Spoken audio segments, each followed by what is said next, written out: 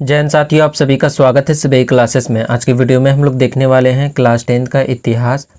ये chapter number 7वां हो जाएगा जिसका नाम है व्यापार और भूमंडलीकरण। इस वीडियो में हम लोग देखेंगे जो एग्ज़ाम में सवाल पूछे जाते हैं वो सारे सवाल को, इसलिए वीडियो को अंतिम तक ज़रूर देखना और अगर चैनल पर नए हो तो सब्सक्राइब कर देना। तो पहला सवाल दिया गया है, विश्व बाज़ार किसे कहते हैं। तो विश्व बाज़ार किसे कहते हैं मतलब वैसा बाज़ार बहुत बड़े पैमाने पर जो बाज़ार होता है पूरे विश्व में, उसे विश्व बाज़ार कहते हैं। तो यहाँ पे देखना है, वैसा बाज़ार जहाँ विश्व के बहुत से देशों में बने अलग अलग प्रकार के वस्तु बेचे जाते हैं उसे विश्व बाज़ार कहते हैं।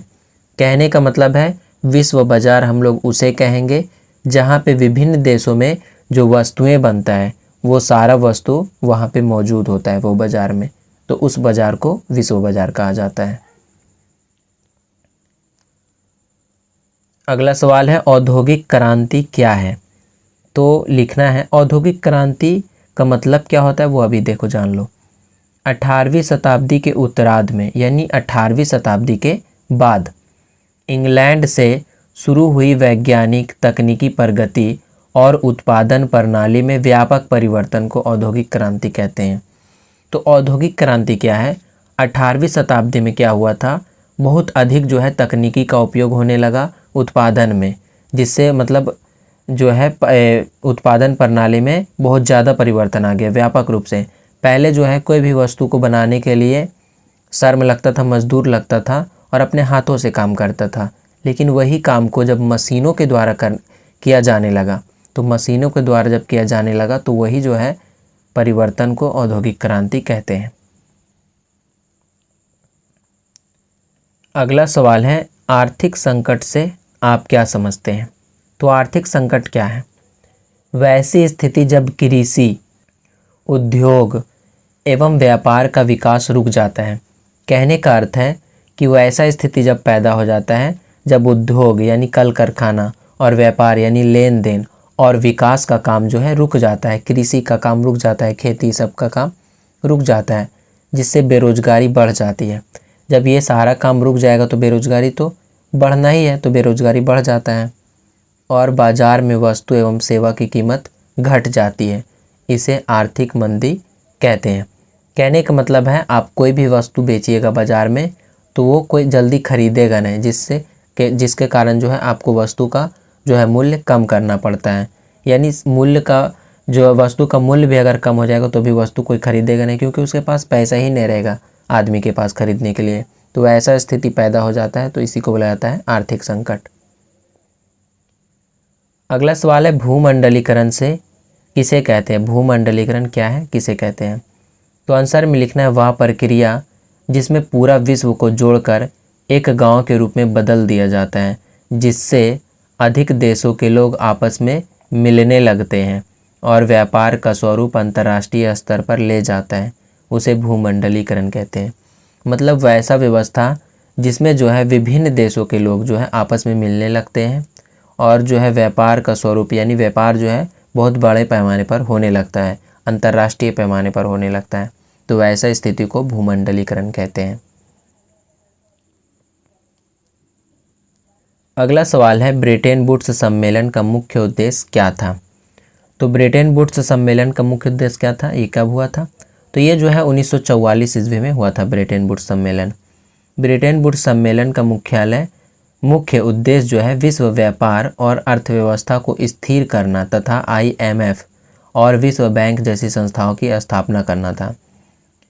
तो ये जो IMF है इसका मतलब होता है अंतर्राष्ट्रीय मुद्रा कोष, और विश्व बैंक, ये सब जो सारा चीज़ है, विश्व बैंक हो गया, अंतर्राष्ट्रीय मुद्रा कोष हो गया, ये सब का जब स्थापना हुआ, ये सब कर्ज देने के लिए, कोई भी देश को कर्ज देने के लिए ये सब संस्था का जो है स्थापना किया गया।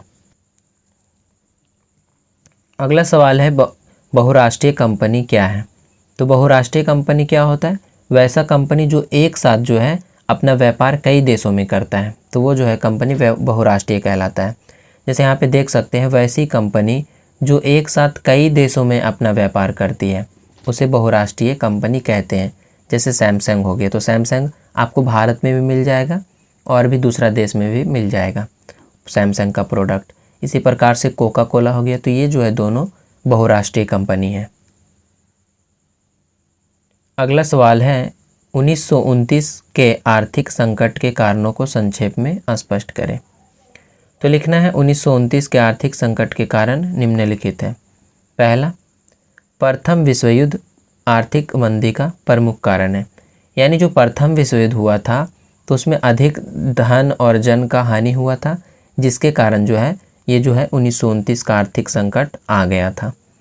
दूसरा कारण हो जाएगा बेरोजगारी एवं गरीबी के कारण लोगों ने खर्च कम कर दिया। अब जब प्रथम विश्व युद्ध हुआ तो उसमें जो है जो सरकार था वो अधिक टैक्स लगाया जनता पे। अब जनता पे जब अधिक टैक्स लगा तो गरीबी आ गया। जब गरीबी आ गया तो जनता ज़्यादा पैसा खर्च नहीं करने लगा और बचत करने लगा, मतलब उसके पास उतना बच नहीं रहा था तो वो खर्च क्या करेगा। तो इस प्रकार से और व्यवस्था मतलब बिगड़ गया और आर्थिक संकट आ गया। अगला है उत्पादन में भारी वृद्धि हुई। अब जो कल कारखाना वाला था, जो फैक्ट्री था, वो तो उत्पादन बहुत मात्रा में कर रहा था, लेकिन वो वस्तु को के खरीदने वाला नहीं था। वस्तु को खरीदने के लिए जनता के पास पैसा ही नहीं बचा था जिससे वो वस्तु को खरीदे। अगला है कर्ज देने वाले बैंक डूब गए। तो जब 1929 का आर्थिक संकट आया, प्रथम विश्व युद्ध हुआ, तो वैसा स्थिति पैदा हो गया जो बैंक कर्ज दे रहा था वो भी नहीं दे पा रहा था, वो भी डूब गया था। तो जब बैंक कर्ज ही नहीं देगा तो आगे कैसे बढ़ेगा कोई भी देश या फिर कोई भी राज्य। तो वो धीरे धीरे नहीं बढ़ने लगा और जनता के पास पैसा का कमी होने लगा और आर्थिक संकट आ गया। अगला सवाल है औद्योगिक क्रांति ने किस प्रकार विश्व बाजार के स्वरूप को विस्तृत किया।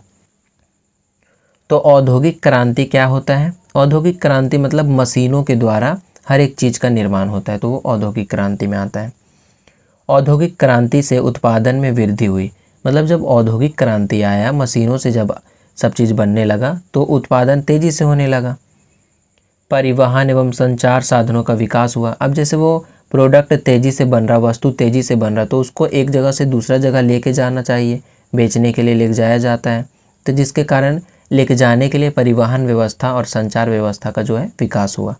मशीनों से बने वस्त्र, औजार और अन्य सामान दूर दराज के देशों तक पहुंचने लगे, जिससे विश्व बाजार का विस्तार हुआ। यानी जब धीरे धीरे वस्तुएं बनने लगा तो जो है परिवहन संचार का सुविधा हुआ। इसका सुविधा होने के बाद जो है ये धीरे धीरे जो है पूरा विश्व में, पूरा देशों में फैलने लगे और ये जो है विश्व बाजार का रूप धारण करने लगे। औद्योगिक क्रांति ने मतलब जो है विश्व बाजार के स्वरूप को धीरे धीरे बढ़ा दिया। अगला सवाल है विश्व बाजार के स्वरूप को समझाएं। तो विश्व बाजार के स्वरूप को समझाना है तो लिखना है विश्व बाजार में वस्तुओं और सेवाओं का आदान प्रदान राष्ट्रीय सीमाओं से परे जाकर होता है। यानी इसका रूप कैसा है वो बताना है। तो ये जो है विश्व बाजार जो है, इसमें जो है एक देश का सीमा दूसरा देश के सीमा के साथ ये कोई मतलब नहीं रहता है। कोई भी देश किसी के साथ भी व्यापार करता है। यहाँ पे विश्व बाजार का स्वरूप ये है। यह औद्योगिक क्रांति, उपनिवेश और वैश्विक व्यापारिक नीतियों के कारण विकसित हुआ और आज यह पूरी दुनिया को जोड़ता है। कहने का मतलब ये जो है विश्व बाजार जो है शुरुआत में तो यह हुआ था उपनिवेश और वैश्विक व्यापार नीतियों के कारण, लेकिन अभी के समय में जो है ये पूरा विश्व को एक साथ जोड़ने का काम करता है विश्व बाजार। अगला सवाल है भूमंडलीकरण में बहुराष्ट्रीय कंपनियों के योगदान को स्पष्ट करें। तो आंसर में लिखना है बहुराष्ट्रीय कंपनियां तकनीक, पूंजी और रोजगार लेकर आई। यानी जो बहुराष्ट्रीय कंपनी उसके पास बहुत ज़्यादा पैसा होता है।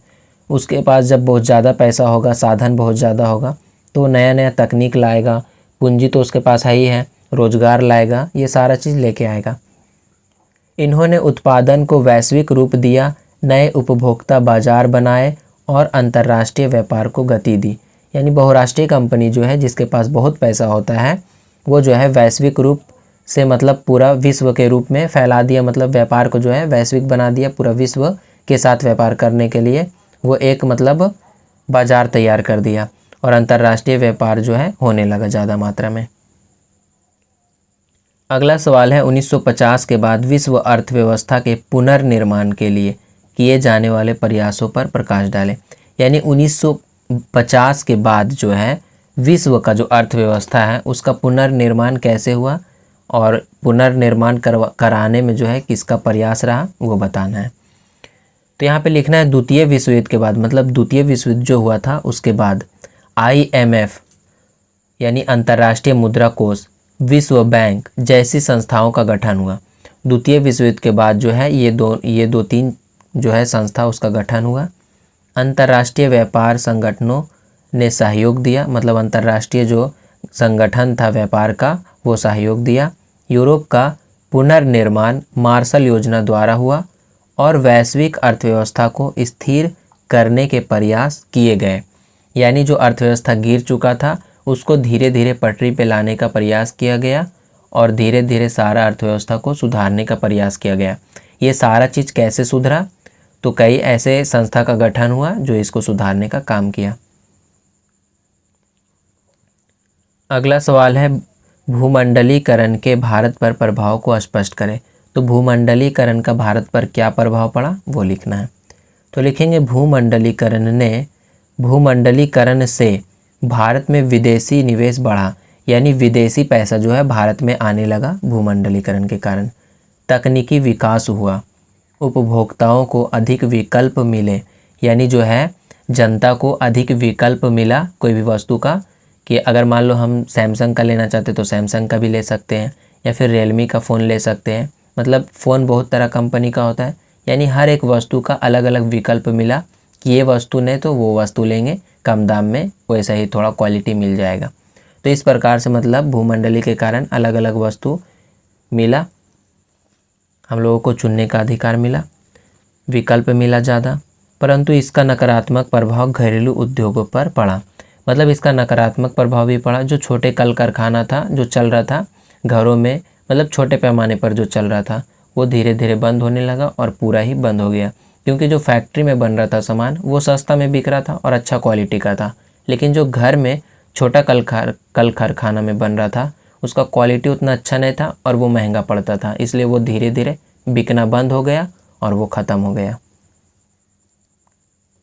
अगला सवाल है विश्व बाजार के लाभ हानि पर संक्षिप्त टिप्पणी लिखें। मतलब लाभ भी बताना है विश्व बाजार का और हानि भी बताना है। तो लिखना है विश्व बाजार के लाभ निम्नलिखित है। पहला, विश्व बाजार के कारण व्यापार की गति काफ़ी बढ़ गई। मतलब विश्व बाजार जब आया तो उसने जो है व्यापार को तेज़ी से बढ़ाया। दूसरा है विश्व बाजार के कारण बैंकिंग का उदय हुआ। मतलब कई सारे बैंक खुलने लगे जब विश्व बाजार आया तो। तीसरा है विश्व बाजार के कारण रेल मार्ग एवं जल मार्ग का विस्तार हुआ। चौथा है विश्व बाजार से रबर, कॉफ़ी, नील इत्यादि का उत्पादन जो है काफ़ी बढ़ गया। अगला सवाल है विश्व बाजार की हानि निम्नलिखित है। मतलब उसी सवाल का जो है अगला पॉइंट है हानि बताना है। तो पहला पॉइंट हो जाएगा विश्व बाजार ने नए उपनिवेश को जन्म दिया। मतलब जो है विश्व बाजार जो है नए उपनिवेश को जन्म दिया। विश्व बाजार कहने का मतलब जो अधिक शक्तिशाली देश था वो कमज़ोर देश का ऊपर कब्जा कर लिया और जो कमज़ोर देश था वहाँ पे अपना प्रोडक्ट वो लाकर बेचने लगा, यानी उपनिवेश को बढ़ावा दिया। उपनिवेश कहने का मतलब है कि कोई शक्तिशाली देश जब कोई कमज़ोर देश पर कब्जा कर लेता है तो उसको उपनिवेश बोला जाता है। वो कमज़ोर देश को क्या बोला जाता है? उपनिवेश। दूसरा पॉइंट है विश्व बाजार ने पुराने उपनिवेश का शोषण तेज कर दिया। तीसरा पॉइंट है विश्व बाजार ने लघु एवं कुटीर उद्योगों को नष्ट कर दिया, यानी छोटे पैमाने का जो उद्योग था, कारखाना था, उसको नष्ट कर दिया। चौथा है विश्व बाजार ने गुलाम देशों में बेरोजगारी बढ़ा दी जिससे भूखमरी की समस्या आ गई। कहने का मतलब है अब जैसे यहाँ पे कोई कल कारखाना नहीं लगेगा, फैक्ट्री नहीं रहेगा और बाहर से सिर्फ माल आएगा और बिकेगा यहाँ पे, तो यहाँ का जो मज़दूर है उसको तो काम नहीं मिल पाएगा, तो उसमें बेरोजगारी पैदा होगा कि नहीं, तो इसलिए बेरोजगारी पैदा होने लगा। पांचवा है विश्व बाजार प्रथम विश्व युद्ध का भी कारण बना। मतलब सब में प्रतिस्पर्धा लगा हुआ था, कंपटीशन लगा हुआ था सब देश में कि हम अधिक दूसरा देश पे कब्जा करें और कब्जा करने के बाद अपना माल वहाँ पे भेजे, वस्तु वहाँ पे भेजे और बिक्री करें। यानी इसलिए जो है उपनिवेश अधिक से अधिक सब बनाना चाह रहा था जो शक्तिशाली देश था, और इसी होड़ में जो है प्रथम विश्व युद्ध होता है। तो आशा करते हैं आपको अच्छे से समझ में आ गया होगा। इसका PDF अगर आपको चाहिए तो टेलीग्राम चैनल में ज्वाइन हो जाओ, वहाँ आपको इसका PDF मिल जाएगा।